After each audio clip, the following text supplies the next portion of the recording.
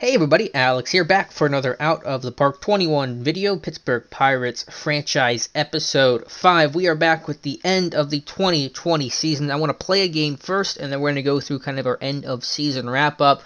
We were in a playoff hunt, as you can tell. We finished where we're at right now with one game to play, 85 and 76. Kind of snuck in the playoff race at the end of things, just could not catch the Cardinals in the Central. You see here had a really good August and especially a really strong September, but St. Louis got just as hot as we did, and so we're gonna be eliminated. The wild card just had no chance to make it this year. I thought around the deadline, and I think I said this in my last video, was that you had to get to 90 wins to basically win the Central, and that's essentially proving to be correct here. Just not enough for Pittsburgh this season. So I do want to play our final game. Then we're going to go around and look at year-end standings. Some injuries here really briefly also to check out. Tyon still out with Tommy John, Kyle Crick, Jared Dyson, and Jacob Stallings in our last game just got concussed, so that's unfortunate for him, but nothing super urgent to end the season. So our regular season finale against the Reds. Let's go ahead and play it. And starting lineups here for Pittsburgh, it will be, I'll just look at this window because it's a little bit cleaner. Cole Tucker, Kevin Newman, Brian Hayes, Josh Bell, Jason Martin, who's going to call up, Gregory Polanco, hopefully in his last game as a Pittsburgh Pirate, in right field, Herrera in center, and Susak, a call up for catcher when Stallings went down. Clay Holmes, first game of the year for the Buccos, just trying to get some guys in that haven't pitched so I don't burn my starting pitchers that have obviously logged a whole lot of innings this season. So he'll make his 2020 debut in the finale for the Pittsburgh Pirates. Let's go ahead and jump into the game here and take you to PNC Park. All right, at PNC, Clay Holmes on the mound, and I guess this is a battle for second place, by the way. We're basically tied with Cincinnati. I think if the Reds win this game, they will take second place in the Central, which isn't really that big of a deal. And obviously we're having Clay Holmes starts. We're not exactly really playing to win it here either, but yeah, we'll go through, and you'll probably see some of these numbers here, our year-end wrap-up, as the Reds get a couple base runners on early. If we get blown out this game, I don't really care. Again, I just didn't want to burn my starting pitchers, and so that's the reason why I have a lot of backups in, some couple prospects, and that whole thing. So full count here to Castellanos, and get the strikeout on him. Yeah, so tough year, but I still think played better than expected. But obviously, you were kind of in that playoff run late, and I thought maybe this team could make a run. And they just couldn't get close enough. They got to about 4 games out of first place in the division, and that's as close as it got, unfortunately, for the Pirates. Hopefully the audio sounds okay. Let me check on that briefly and maybe make an adjustment. I'll be back in 1 second. All right, we're back. Reds took a 1-0 lead here. 2 outs, runners on the corners. And so after this game here, which we're looking poised to lose, we'll go through the MLB standings. I had some people that want to ask about, regular season standings and obviously who did well this year around the league, and just kind of to get a better feel for what happened in Major League Baseball, which is totally cool. So we'll check that out after this game as we find ourselves in a 3-0 hole in the first inning. So I don't know, maybe I should have kept a normal pitcher in to try to win this game and get second place, but really doesn't matter a whole lot. I would probably suggest no. So Pirates get out of it down 3-0. Shouldn't really say get out of it because they gave up 3 runs in the process. Cole Tucker, who had a really strong season, got called up here last month or 2 months I'd say, and really swung a hot bat. So he'll start out by grounding out to second. Kevin Newman, another good year for him. Happy with his production. Doesn't strike out a whole lot, and as I say that, of course, he strikes out, which is a little better than you'd really, I think, get some strong production from him. Brian Hayes, a nice rookie season for him. I'm happy with him overall. I think we'll continue to grow, but the Pirates go 1, 2, 3, and we'll head top 2. So facing the pitcher here, Castillo, roll over to short. And I'll give a preview for the offseason. I don't know how active we're going to be. We don't have a whole lot of money. We're a very small budget team, and we have a ton of guys arbitration eligible, which I'll glance at towards the end of the video as well. So free agency is going to be really light. We're looking for maybe just some outfield pieces. Polanco, I don't know what we're going to do with. We're certainly going to try to trade. Maybe a new center fielder. I don't know if we have the minor league prospects to be able to handle that. Seamlessly. We're bringing somebody up within the organization for next year. I'm not quite sure, but if we make any moves, it'll be in the outfield. That's going to be it. Josh Bell, who we really hadn't played a whole lot till the end of the season. Colin Moran had really swung a hot bat, so Bell was kind of unhappy about that, but what are you going to do? Disappointing season for him in a lot of different ways, unfortunately.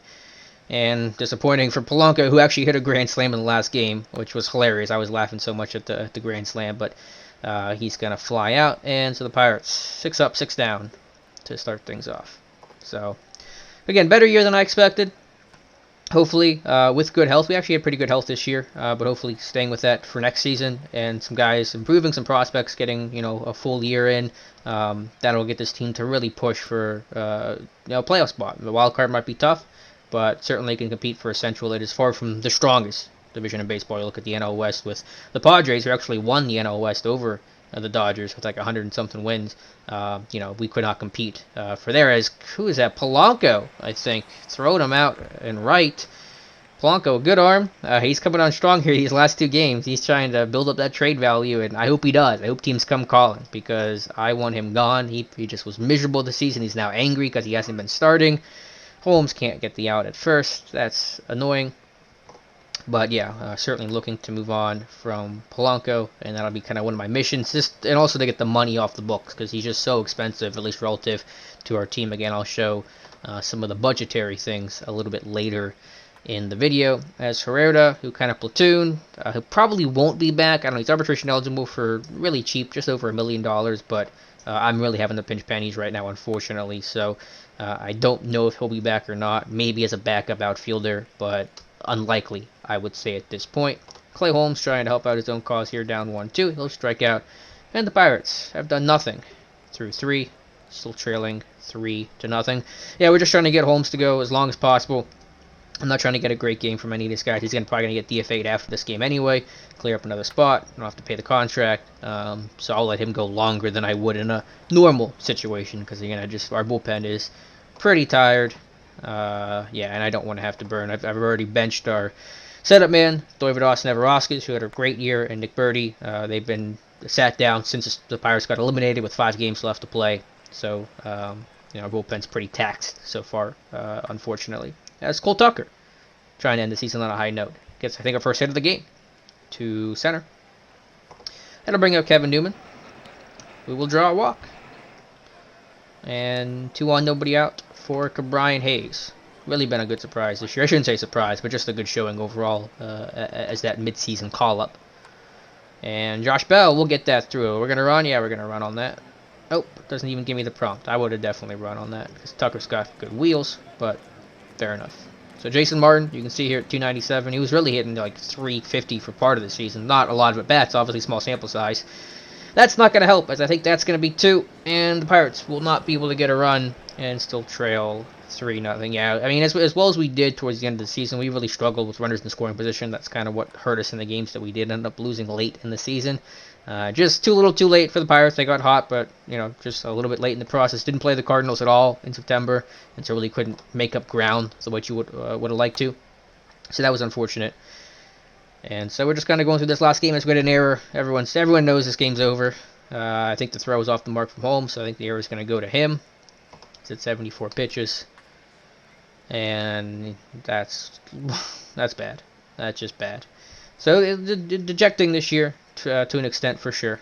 But what are you going to do? I mean, I think our preseason projection had us at, that's going to get down, at 79 wins. We're going to finish looking like 85 wins. So better than I expected, especially for being sellers at the deadline, trading away, our setup man, Keone Kela, who did okay. It looked like out in Washington, not great. I really, again, just can't be too mad about that. Hey, a throw at home. Is that a double play? Yeah, we turned 2. Wow, you don't see that one too often. That's pretty cool. It's the Pirates, still only down 4-0. We've actually had some crazy comes out. We've come down from 5-6 games before, so... we didn't get out of it. Innings still going, but haven't been able to get out of a couple jams and had some crazy comebacks, but not looking too good today as Holmes is getting beat around pretty good. Already 88 pitches, but like I said, I'm just trying to labor through it, trying to just save that bullpen. And the Pirates down by 5. Yeah, this game, obviously, I'm not too concerned with. I mean, it just feels so meaningless. But I did want to show the last game. I like showing the last game for all of these videos. As Polanco, that's going to get down. Yeah, Polanco, he's heating up here these last 2 games. Man, I wish he was doing that for the entire season. Just been really disappointing, unfortunately. So just kind of going through the motions here. But really excited for this offseason. I think we're going to have a really successful offseason. And excited to bring that to you guys. As the animation seems to be getting a little weird with running the second, but Pirates get their first run of the game. So Herrera gets the double. Pirates on the board, 5-1 for Susak, the backup catcher, and he'll fly out, pop up to first, bring up Clay Holmes. Do you want to leave? Oh, should probably be focusing more on the pitching situation. Well, what do I want to do here? I got to have Brubaker come in and pitch and take Clay Holmes out. Holmes is at 95 pitches. Yeah, I think we're going to do that. We'll bring in a pinch hitter here to face the righty Castillo. We'll bring in Colin Moran, see what he can do. Maybe get a little comeback going here.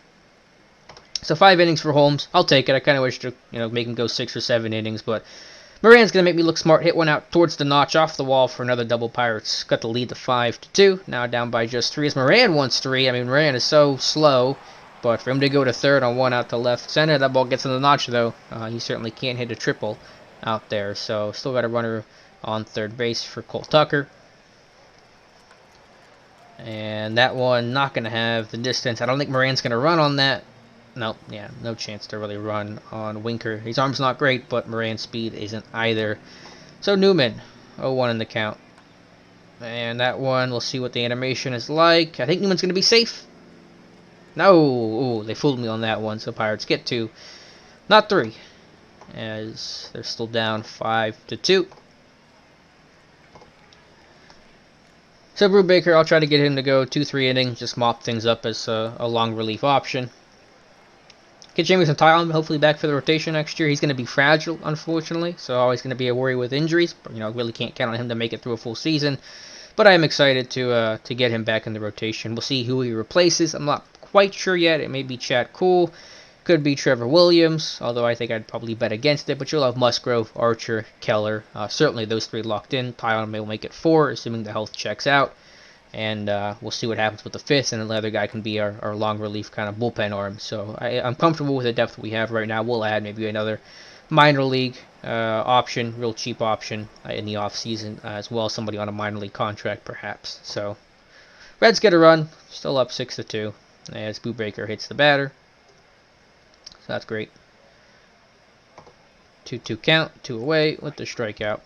Brubaker's actually done a good job as a starter this year. As a reliever, he's been a lot less effective. So not much we can do about that, but interesting note nonetheless. Brian Hayes, hard line out to second. And Josh Bell, yeah, hopefully he has a year in 2021 that's much more akin to 2019 as opposed to 2020 in this game, because he's really struggled and had a little bit of injury as well and just lost at bats towards the end of the season. We'll kind of look at that closer as we review this team. As Jason Martin with a drive to right. That's going to get over the Clemente wall. Jason Martin, 376 feet. We'll watch him touch them all. So Martin, really been strong. That's certainly going to be an outfield candidate next year. Probably out in right. He's going to have to play more right field and get more custom and get his experience up there, because I think he's got 35 rating in right field right now.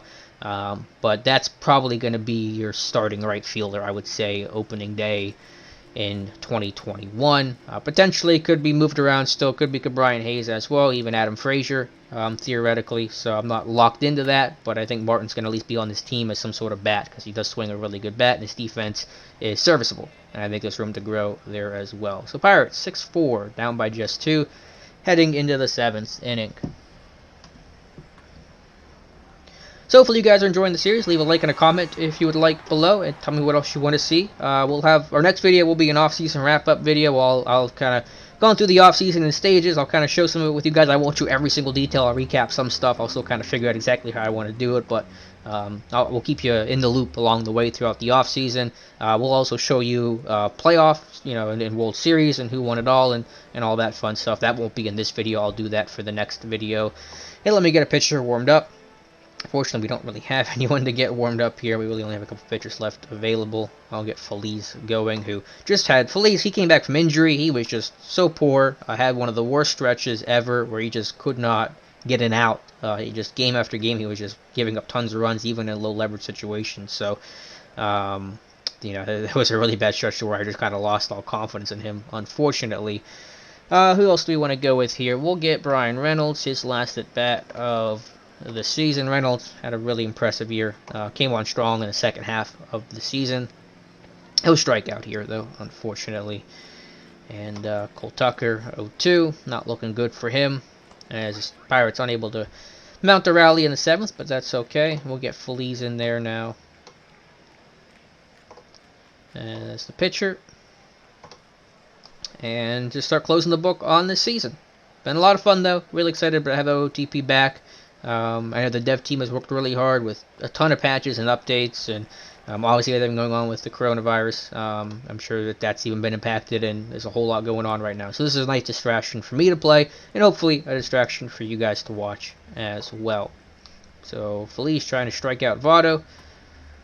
Roll, nub it over, and Feliz will get the out, so I'll take it. And 6 more outs for the Pirates to try to get 2 runs. I really hope this game does not go to extras, though. I don't want to deal with extras. I'll take the loss over just having to play some more meaningless baseball and just a chance for more guys to get hurt. As Newman close to the wall, but that is caught for the first out of the 8th.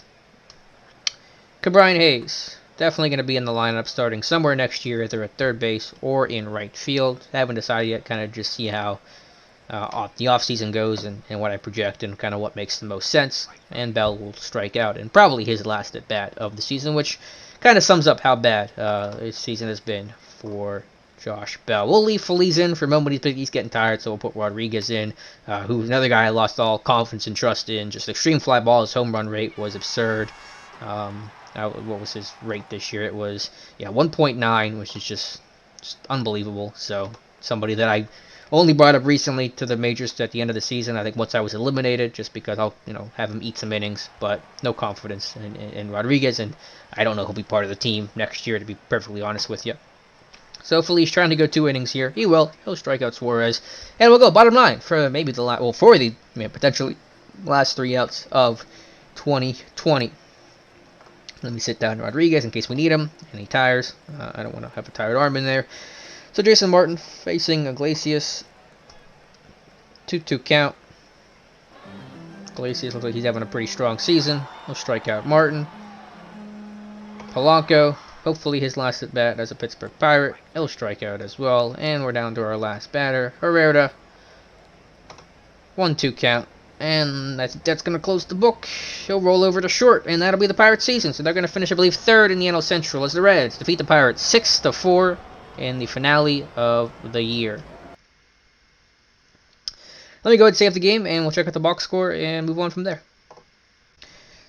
Alright, so you can check it out here. Yeah, we do finish 3rd in the NL Central with the same record as the Reds, but they apparently have tiebreaker. So 85-77 is where our 2020 season will come to a close. Let's go through the lineups here and just check out kind of everybody on the season. Again, I have some backups and starters mixed. We'll look at Josh Bell, though. To begin with, 231 this year. The on-base percentage was okay-ish, but .8 WAR, only 11 home runs this year, 112 games, and there was an injury in there, but he just lost at bats towards the end of the year. 10 starts in August, 12 in September. Hit well. I hit well, 314 here to end the season, but just kind of struggled too much, and Colin Moran was swinging the bat well, and it just came down to trying to make a playoff push. We need guys who are producing in a really significant way throughout the course of the season, and Bell was not one of those guys. Kevin Newman, liked the year, 278, 318. I wish, again, that eye was a little bit better because he doesn't strike out, but he doesn't walk a lot either, unfortunately. He'll probably end up playing second base next year because he's not as strong as a shortstop. See his fielding ratings here as shortstop, minus 4.7 ZR. That's not where you want it to be, so you see him at second. He's a plus 0.3. So I think we're going to have Cole Tucker end up moving and playing shortstop, but hopefully with some reps he'll get his infield range. He'll get the shortstop rating up because of the infield range, but had a really strong year. 50 starts, 340, 418. Obviously he's not going to keep those numbers up, but almost walked as often as he struck out, stole a couple bases. So really happy with him, and he's definitely part of this team in 2021. Ke'Bryan Hayes continued to grow. He's not even hit his potential yet, but 261, 317, 6 home runs, 5 stolen bases. So excited for his future, absolutely. The outfield, Jason Martin, who you mentioned earlier, finished the year with 300. I guess that one home run he had was enough to keep him at 300 for the season. So nice job in limited action. Herrera, yeah, 231, 302. Did platoon decently. See, against lefties, he hit 281, only 192 versus righties. So he kind of became a platoon guy in center field. But I'm not thinking he'll be back next season. Polanco was miserable, 191, 288. He's not angry anymore. He's very unhappy, I guess, because he's been in the starting lineup for enough time. But give that time, because I have no plans to make him my starter in the future.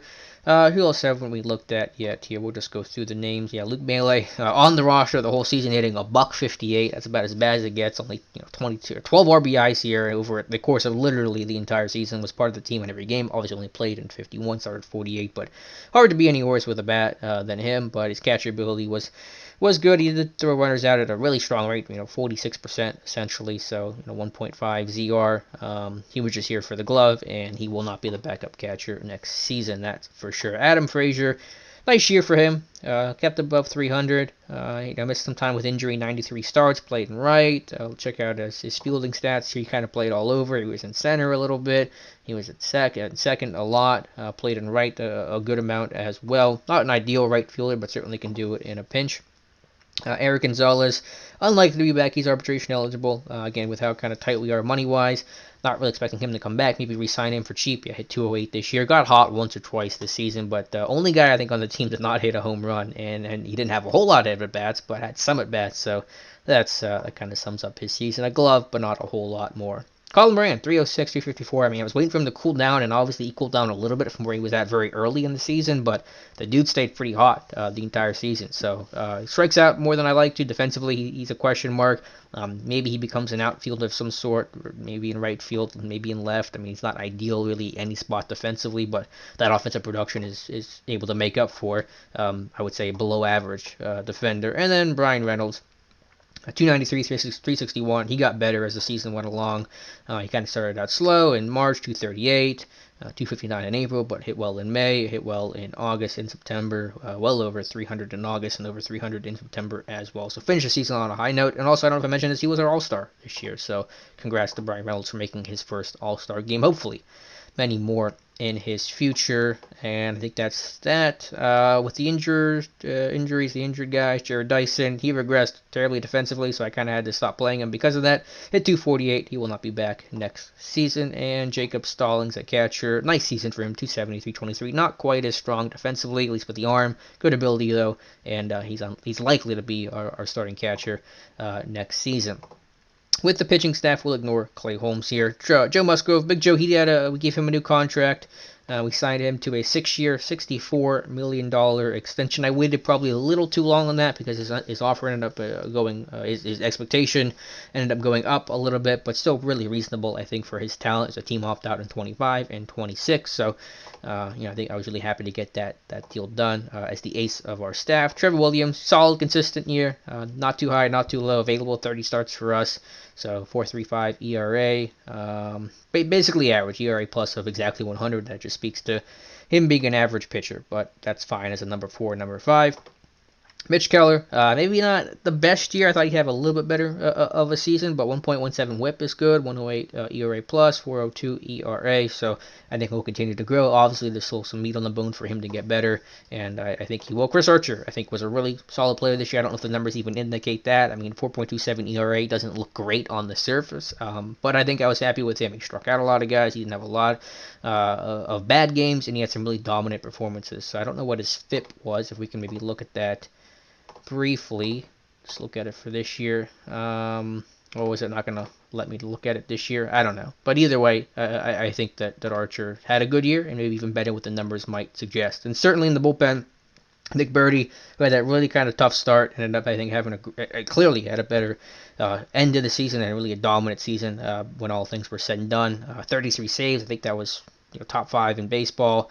Overall, just really happy with his performance. And Neverauskas might have been kind of the unsung hero, biggest surprise of the season. That ERA stayed really, really low, 1.75 in 77 innings, 78 appearances overall. Only gave up 5 home runs, struck out 88 for numbers that you wouldn't think that he would have that kind of stat line based on those numbers. I need to scout him again, I suppose. I don't think he can keep that up going forward long term, but really impressive season for him. Edgar Santana was up and down throughout the season. 4.1 ERA, nothing special for him. He had some really rough moments, a couple decent moments as well, but not really anything impressive. Amir Garrett, who we claimed off of waivers from the Reds, ended up having a pretty fine season. 3.18 ERA, struck out 84 in 56 innings. So basically did what I asked him to do, which was just kind of collect a lot of strikeouts, and that's essentially what he did. Steven Brault, we had him on rehab assignment for a lot of the years. We didn't have an open spot in the bullpen, but when he was available, 33 games, 3 starts, 2.6 ERA. Yeah, that is fantastic. So I think Brault's a guy we're going to take a really close look at, finding a role for next year. Probably long relief, middle relief in a worst case scenario. Michael Feliz had fallen apart by season's end. I guess the last couple of games he actually kind of settled things down, but there was a stretch in there where he was just getting shelled every single game. You can kind of see here with the pitching splits. In August, his ERA in 8 innings was 11.25. It was just disgusting. This stretch here where he was just giving up every single appearance. He was literally giving up at least a run and a lot of home runs as well. So Feliz kind of fell apart towards the end, unfortunately. But we'll see what he can come back with next year. Blake Wayman, really good year. 2 ERA just above 2. Kind of a lefty specialist. You kind of see his splits here. Basic pitching stats. Opponent batting splits, I guess I should look at. 141 against lefties, 238 against righties. So really a lockdown guy versus lefties. Check out his ratings here. Certainly better against lefties. Maybe not as good as his numbers might suggest. But he had a really impressive year. So he'll be part of the bullpen going forward. Richard Rodriguez, on the other hand, will not be part of the bullpen going forward. 13 home runs in 62 innings, 1.9 home runs over 9. That's just wholly unacceptable. Extreme fly ball tendency with relatively low movement. He's not going to be part of the picture going forward. Chad Kuhl, who we had here just sitting, just so he wasn't pitching. Made 30 starts this year, a year coming off of Tommy John. So good for him. The numbers aren't great. He's shown regression. I just scouted him again. The numbers are actually looking kind of poor as he gets a little bit older.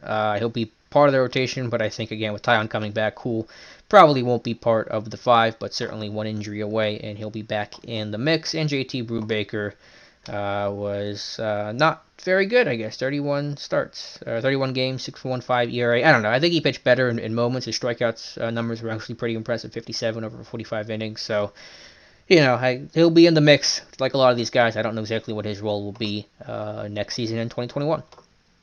One other cool thing I wanted to show was our team chemistry, and I don't think I've ever done this before, but it was ecstatic. Like, the bar was basically maxed out, I guess a little bit left there, and I think that's one reason why we had such a good winning streak towards the end of the year. So that was really cool to see our clubhouse really come together and be ecstatic by season's end.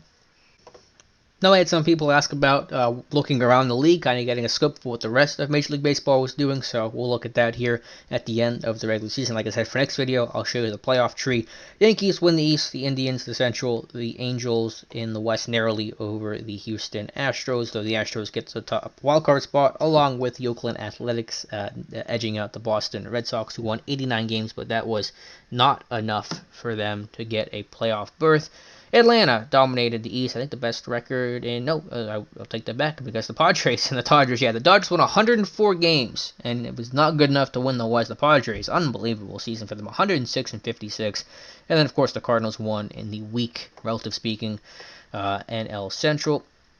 For the wild card, it was the Dodgers and Nationals. I knew the Pirates had no chance to get a wild card spot just because of how strong that West was. That was going to secure the loser of San Diego versus LA, and then the Nationals, the Mets as well, all went winning above 90 games this year. So let's check out the stats and see who the league leaders were this season. In the AL, for the batting crown, Herrera's for the Twins at 337. The Yankees, Torres 138 RBI. Stanton had 56. Torres 51 home runs. Mike Trout a 446 on base percentage. You can pause and kind of see some of the numbers here. Mike Trout leading the AL in WAR at 9.6. Let's see. Mondesi with 12 triples. Mallex Smith 71 stolen bases. Second place there in the AL was Tucker with just 48. So heck of a year for Mallex Smith. Joey Gallo, number of sombreros worn here, 271. Trout, ton of walks. That's why his on-base percentage was as high as you saw it. So that is the AL. For the NL batters, Rogers, we showed you earlier, at 344. Pete Alonso, 45 home runs. Seager, 127 RBIs. Juan Soto, a really strong year at 411 on-base percentage. One of just 4 players in the NL to have an on-base percentage above 400s. Corey Seager, a WAR of 8.1. Mookie Betts, 124 runs. Again, you guys can pause it if you would like. Villar, most steals with the Phillies, and he had 48. Really not seeing any sort of Pirates on here, but that is not unexpected. Though you see Brian Reynolds, 5th place with 76 extra base hits. Let's check out the pitchers, and we'll start with the NL here, and Walker Buehler, 2.12 ERA. Jacob deGrom and Buehler, the only 20-game winners in the NL. Nick Birdy, 4th in the NL in saves with 33, though Gallegos leads them all with 41 for the Cardinals. deGrom led in innings pitched. Let's see what else is here. You guys can see it. Strasburg, the best K per 9. Yeah, so there you go. There's the stats there for the NL. For the AL, we'll flip over and look at their pitching staff. Skubal, 2.84 ERA for the Tigers. I don't think the Tigers were good this year. Glasnow, former Pirate, in 2nd place at 2.85. Verlander leads the charge and wins with 18. Chapman and saves with 38. Lance McCullers and WAR at 5.4. Again, check out some of the other numbers here. Let's see, nothing else that was super interesting. Shane Bieber, a whip of under 1. Glasnow at 1.01. Verlander in 3rd place at 1.02. So that's a look around the league. Where do we want to go from here? We will check out our free agent preview to finish out the video. Alright, to check out our free agency, again, money for extensions, just $3 million. That does not give us a lot of wiggle room, and I've pulled back on the draft and international free agents, and it's a whole mess, unfortunately. So we don't have a lot of really play here in terms of signing guys. We're just trying to retain our own, and as I said earlier, we have so many guys who are just going to be arbitration eligible that are going to cost a whole heck of a lot of money, whether that's Josh Bell, Williams, Frazier. I don't know how Frazier's arbitration estimate's $8 million. I know he had a good year, but not $8 million kind of good year. Tyon should not be anywhere near $5.5 million for being on the IL the entire season, recovering from Tommy John. Like I said, we're going to have to make some tough cuts here to be able to free up some money, so Melee's not going to come back, even though he's going to be cheap. Herrera, probably not. Gonzalez, unlikely. Rodriguez, no. The rest of the list here, maybe some other names that will end up kind of releasing some guys. I think Robbie Erline is on here. Yeah, that's not going to happen. So we will be able to whittle this down a little bit. That's all stuff I'll do behind the scenes and kind of show you guys in the next video. But in terms of guys we're losing or guys that are going to be slated to hit free agency, really not anyone of importance. We're not going to re-sign Jared Dyson because we're seeing him fall off a cliff, so don't have to worry about that. And Jake Elmore, who's with our team only really briefly this year, maybe tries to get re-signed to a minor league deal with a little bit of bonus money, but he's not going to break the bank, and he may not be re-signed at all. So the one good thing is there aren't any really free agents that we're super worried about losing. Like I said, we want to try to deal Gregory Polanco. It'll be tough because the numbers in the $11 million salary he's owed. We're, of course, going to pick up the team option on Chris Archer. He pitched well enough to support that, so he'll be around for at least one more year. Maybe get traded at the deadline next year based on how things go. So that's basically a look at the Pittsburgh Pirates in 2020. Again, we finished the year 85-77. A successful year for the Pittsburgh Pirates, 85-77, but not successful enough to make the playoffs. We'll try to make that push for next season. Let me know what off-season moves that you guys would make. Can we give a quick peek towards free agency? Let's see if I know how to do that. Give me 1 second. I think I found it. Upcoming free agents. Let's see who the best upcoming free agents are. Mookie Betts. Well, that's someone we're not going to sign, but that'll be fun. Let's look at some outfielders, just because I think if we're going to add anyone anywhere, it will be in the outfield. It will not be Mookie Betts, though. Billy Hamilton could be interesting as a backup. Maybe Kevin Pillar. I have not looked at these names really at all. I did like Robbie Grossman because he gets on base a lot. So maybe Robbie Grossman could be a Pirate in 2021. But let me know who you guys think I should sign and what other just kind of off-season moves I should make. And we'll have that video in the next couple days. So thank you guys so much for watching, and we'll talk to you soon.